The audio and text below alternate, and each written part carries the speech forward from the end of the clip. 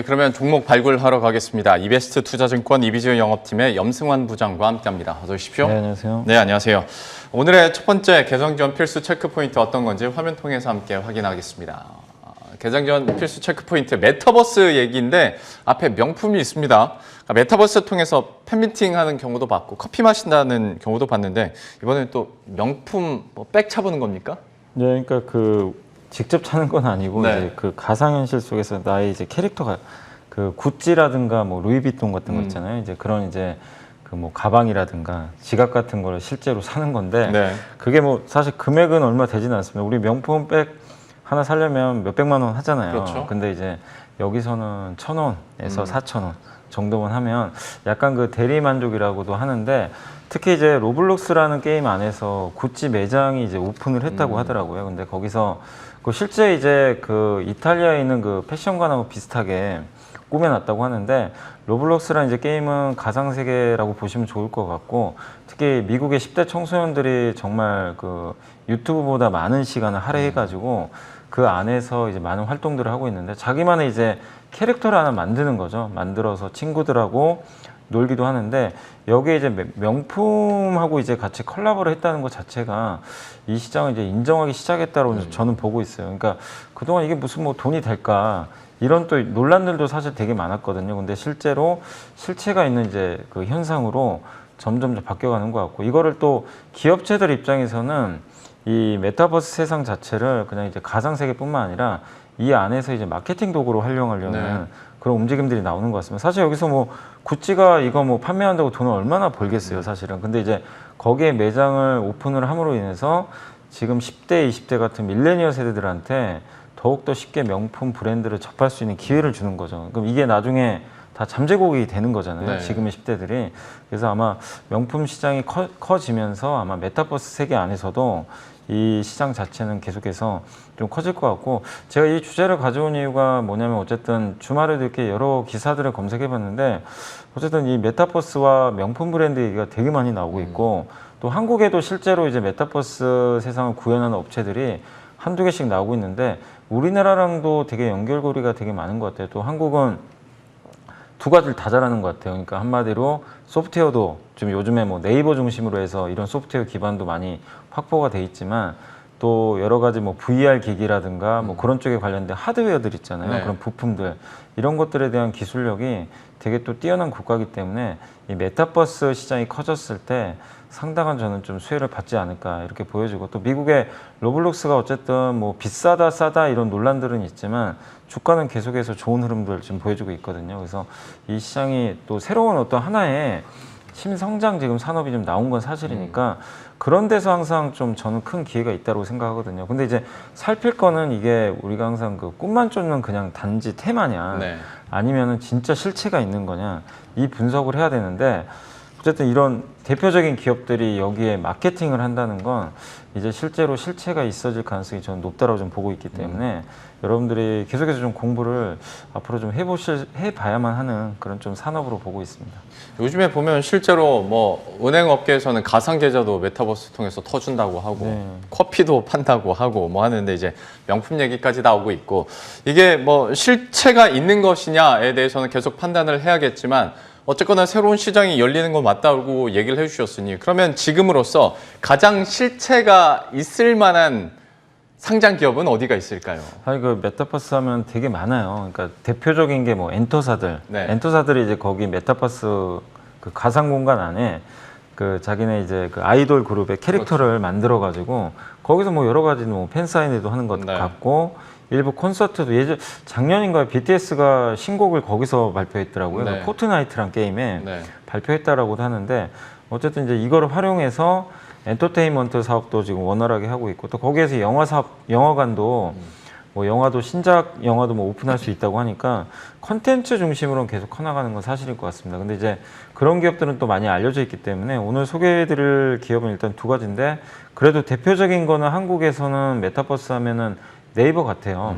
네이버 같은 기업들은 이제 실제로 제페토라는 그 서비스를 지금 네. 런칭을 해가지고 뭐 구독자도 좀 굉장히 많은 걸로 알고 있는데 블랙핑크가 사실 여기서 팬사인회 해가지고 작년에 되게 그 많이 알려졌죠. 그렇죠. 이름이 좀 알려진 계기가 됐는데 뭐 블랙핑크만이 아니라 많은 또 이 아이돌들이 있기 때문에 손을 잡지 않을까 이렇게 보여지고 또 네이버가 요즘에 뭐 이수만 회장의 그 지분 인수 뭐 설도 맞아요. 뭐 나왔잖아요. 그거 관련된 게 뭐냐면 이 엔터사라든가 여러 가지 컨텐츠 사업 회사들하고 자꾸만 지분 교환을 많이 합니다. 네. 결국 이게 이런 메타버스랑 저는 다 연관이 돼 있다고 보거든요. 그러니까 네이버가 그리는 여러 가지 그 연결고리 중에서 이 메타버스라는 이 세계를 구현하기 위해서는 이런 컨텐츠들이 중요한데 결국 지분 투자를 하는 거는 되게 자연스러운 현상인 것 같아요. 어쨌든 제페토 서비스를 이용해서 이쪽 시장을 더 키워나가고 또 10대, 20대의 어떤 이제 그 구독자를 좀 늘림으로 인해서 네이버가 더욱더 그 플랫폼 기반을 더 확보하기 위한 한마디로 이제 락인 효과를 하는 거죠. 네이버에서 벗어나지 못하게 하는 그런 하나의 이제 도구로서 이 세상, 그러니까 이 플랫폼을 좀 이용할 가능성이 저는 굉장히 높다. 그래서 국내 유일한 어쨌든 좀 플랫폼 기업으로 여러분들이 좀 꾸준하게 관심 가지시면 좋겠는데 다만 이제 주가가 좀 부진할 수밖에 없는 건 실적이 3분기부터 좀 좋아진대요. 네. 2분기까지 좀 부진하니까 실적 면에서보다는 좀 장기 성장성을 보시고 한번 접근해 보시면 좀 좋을 것 같고 두 번째가 이게 자이언트 스텝이라고 하는데 이게 뭐 상장한 지 그렇게 오래된 기업은 아닌데 좀 생소하실 수 있겠지만 되게 업력은 오래됐어요. 2008년도에 설립된 그 시각 효과 있잖아요. 뭐 네. VFX라고 하는데 이게 요즘에 보면 뭐 드라마에도 많이 들어가지만 광고에도 이 가상 광고가 많이 들어가 있거든요. 네. 그래서 특수 효과 같은 것들이 좀 많이 들어가 있는데 그런 것들을 주로 하는 업체고 주로 광고 쪽에 되게 특화된 기업으로 좀 많이 알려져 있습니다. 그리고 예전에 뭐 이렇게 콘서트 온라인 콘서트 보신 분들은 뭐 많이들 좀 느끼셨겠지만 거기서 이제 가수가 나오지만 이 뒷 배경에서 네. 가상 공간이 또 이렇게 네. 그 펼쳐지는 경우들이 있어요. 그 콘서트 안에서 온라인 콘서트를 하다 보니까 그런 가상 공간을 꾸며주는 또 회사 중에 하나가 이 자이언트 스텝이라고 합니다. 네. 그런 기술들을 좀 가지고 있어가지고 굉장히 좋고 어쨌든 우리가 지금 얘기하고 있는 게 메타버스가 가상 세계니까 네. 여기서 당연히 이 VFX 기술은 반드시 좀 필요하다 이렇게 보시면 되겠고 한 가지 더 있는 게 이제 이 회사 그 IR 자료가 있어서 좀 들어가서 봤더니 그 리얼타임 엔진 기반으로 만든 그 가상 인간을 만들었으니까 인공지능으로 된 그 하나의 그러니까 우리 뭐 예전에 영화에서도 많이들 보셨겠지만 뭐 하나의 인공지능 이제 형상 그러니까 한번 사람 형상을 한 인공지능이 이제 그 인간이 좀 나와가지고 여러 가지 뭐 대화들을 할 텐데 그런 이제 캐릭터를 하나 만든 게 있거든요. 그러니까 네. 실제로 인공지능이 솔루션을 기반으로 해가지고 거의 사람과 유사한 모양의 형태의 그 사람을 만든 거죠. 어떻게 보면 인공지능 인간이라고 해야 될지 모르겠는데 아무튼 근데 이런 것들을 기반으로 해가지고 당연히 지금 그 메타버스에서 구현하는 게 나의 그 가상 인물이잖아요. 네. 그런 것들을 제대로 구현하려면 사실은 인공지능 기능이 좀 필요하거든요.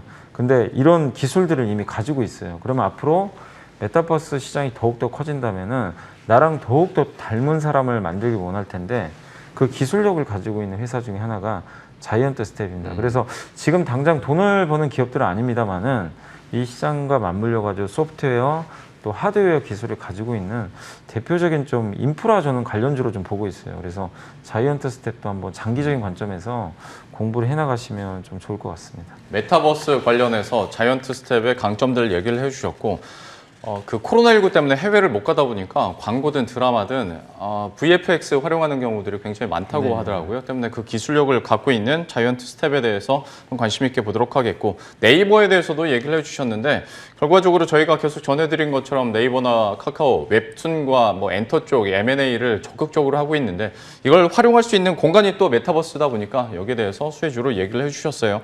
흐름들 계속 지켜보도록 하겠고요. 이번에는 리프트를 통해서 고른 종목은 어디가 있을지 오늘은 어떤 기업 선택하셨어요? 그러니까 사실 오늘은 좀 공교롭게 그 두 개가 다 약간 조선 쪽에 관련돼 있습니다. 그래서 네. 지난주에 이제 나온 것들 중에서는 두 개 가져봤는데, 그러니까 좋은 내용이 있어도 좀 너무 주가 오른 것들은 제가 나중에 좀 타이밍이 되면 한번 소개를 해드리고 예.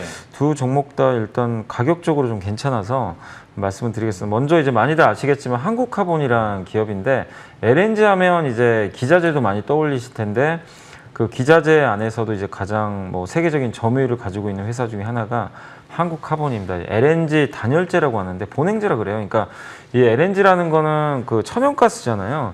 그래서 천연가스를 액화 상태로 만든 걸 우리가 LNG, 그래서 액화 천연가스라고 하는데 왜 그럼 굳이 액체 상태로 만드느냐? 이 수소도 그렇지만 가스는 부피가 너무 큽니다. 그래서 팽창을 하기 때문에 이거를 운반을 하려면 부피가 너무 크면 운반하기가 너무 힘들어요, 배에다. 그래서 이거를 액화 상태로 바꿔주거든요. 그래서 이 LNG 뭐 우리 운반선이라 그러죠. 그래서 그 LNG를 그러니까 이 액화 상태로 만들기 위해서는 열을 차단시켜줘야 됩니다. 당연히 열이 낮을수록 이 액체가 될 수 있기 때문에 기체를 액체로 만든 방법은 열을 낮춰주면 되잖아요. 그렇기 때문에 이제 열을 차단하는 장치, 그게 바로 단열재, 본행재라고 하거든요. 그래서 그걸 만드는 이제 대표 기업이고 전 세계적으로 지금 동성화인텍하고 한국카본이 이제 1, 2등을 다툴 정도로 점유율 경쟁은 좀 펼쳐지고 있는데 특히 한국카본이 지금 수주 잔고가 1분기 말에 지금 5.1억 달러까지 좀 늘어날 정도로 65%나 작년 대비해서 좀 크게 좀 증가를 했고 특히 2017년부터 LNG선 발주가 많이 늘어났거든요. 카타르를 중심으로 해가지고 늘어났는데 특히 이제 천연가스가 왜 이렇게 많이 쓰이냐면 특히 난방용으로 좀 많이 들어가긴 하는데 이제 석탄에서 우리가 수소로 넘어가는 시대인데 당장 수소로 갈 수가 없어요. 시간이 많이 걸려요. 그렇죠. 예. 근데 그 수소 생산하는 방법은 전기로, 그러니까 물을 전기 분해하는 게 제일 좋은데 그 전기를 도대체 어떻게 만들 거냐 이거죠. 근데 신재생 에너지로 한계가 있으니까 결국에 그 대안으로 나온 게 요즘에 그래서 제일 뜨거운 게 원전이잖아요. 네. 예. 근데 역시 천연가스도 당연히 하나의 그 그렇죠. 원료로서 연료로서 많이 쓰일 수밖에 없습니다. 물론 이산화탄소 배출은 좀 있지만 기존의 연료 그 원료보다는 확실히 이산화탄소 배출이 적기 때문에 굉장히 좀 유망한 그런 이제 그 원료라고 좀 보시면 좋을 것 같고 그래서 전 세계적으로 이런 개발들을 많이 하는데 특히 카타르에서 대규모 LNG 플랜트 개발을 많이 하는데 아마 올해부터 내년까지 해가지고 총 145척 정도를 LNG선 발주를 할 거라는 그런 얘기들이 나오고 있고요. 또 러시아도 마찬가지입니다. 러시아가 대표적인 천연가스 강국 아닙니까? 그래서 이것들을 수출하기 위해서 LNG선 발주를 할 거란 얘기들이 많이 나오고 있어요. 그러면 LNG선을 만들 수 있는 나라는 사실은 거의 한국밖에 없거든요. 네. 특히 일본도 원래 예전에 LNG선을 했는데 그러니까 자국 선주들한테만 일부 발주를 하다가 이제는 그 자국의 선주들도 그냥 한국 기업에 이제 발주를 내는 분위기래요. 이제 더 이상 경쟁력이 없어지다 보니까 그래서 이 시장에서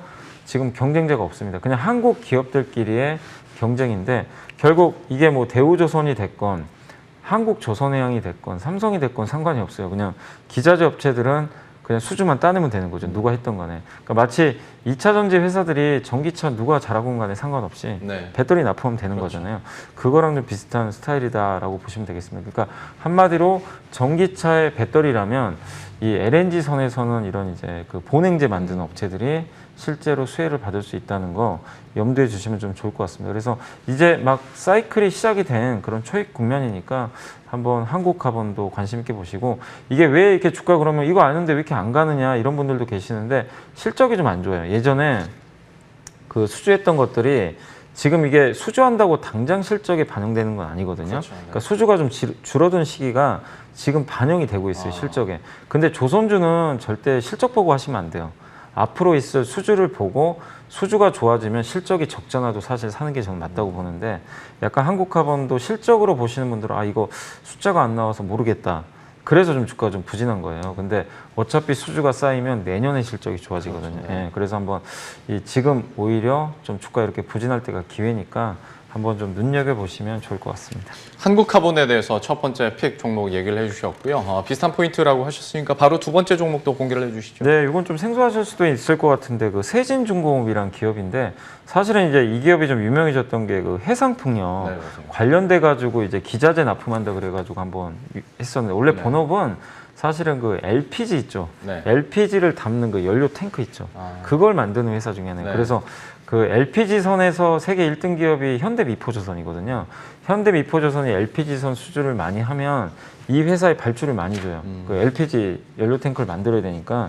그래서 이 LPG선 수주 증가가 이루어질 때 최대 수혜 기업 중에 하나인데 역시 LPG 연료 탱크도 만들지만 LNG 연료 탱크도 만들거든요. 근데 지금 우리나라가 또 강점 있는 분야가 지금 친환경 선박 얘기가 되게 많이 나오고 있잖아요. 네. 근데 그것도 역시 원료를 이제 그 선박의 원료는 벙커CU라고 하거든요. 근데 되게 황이 많이 배출돼요. 그러니까 이산화탄소도 많이 배출되고 그래서 그런 것들을 규제를 하는데 그거를 이제 없앨 수 있는 그 규제할 때 가장 친환경적으로 지금 현실적으로 갈 수 있는 방법은 바로 그냥 천연가스를 원료로 하면 됩니다. 바로 LNG 이거 원료로 하면 되는데 그래서 LNG 연료 추진선이 지금 발주가 많이 나오고 있고 실제로 우리 한국의 또 3사가 수주를 싹쓸이 하는데 이것도 말이 좀 많았던 게 이거 중국도 하면 어떡하나 이런 우려감이 있었는데 실제 중국은 지금 아직까지는 경쟁력이 많이 뒤떨어져 있는 걸로 지금 나와 있습니다. 그래서 역시 아까랑 마찬가지예요. 그러니까 헷갈리실 필요는 없는 게 아까 말씀드린 거는 이 LNG를 운반하는 선박이 이제 아까 네. 한국화분 같은 거고 이 세진중공업이 얘기하는 건 뭐냐면 배가 이제 어떤 연료를 우리가 주입해서 배를 운전할 거 아니에요. 네. 근데 그 연료를 담는 게 바로 이제 천연가스로 바뀌어간다는 거죠. 한마디로 LNG로. 그래서 LNG 추진 선박인데 역시 그 연료 탱크를 누가 만들겠습니까? 바로 이제 세진중공업 같은 기업들이 이제 도맡아서 할 가능성이 높은데 아마 앞으로 원래 현대중공업 그룹과 되게 이렇게 발주를 많이 받아요, 수주를.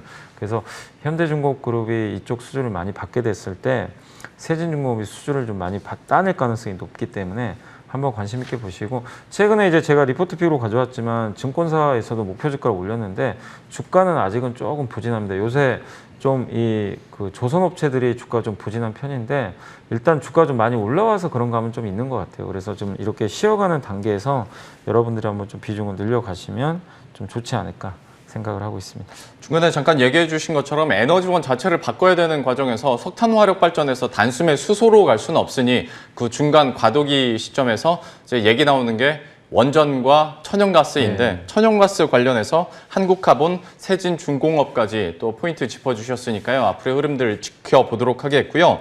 비슷한 맥락에서 원전에 대해서도 한번 추천을 해주셨고 그때 원전 해체와 관련해서 네. 현대건설 얘기를 해주셨나요? 역시 소개해 주신 이후에도 꾸준한 우상향을 보여주고 있고 현재 한 7% 정도 수익권인데요. 현재 시점에서 현대건설은 좀 어떻게 보십니까?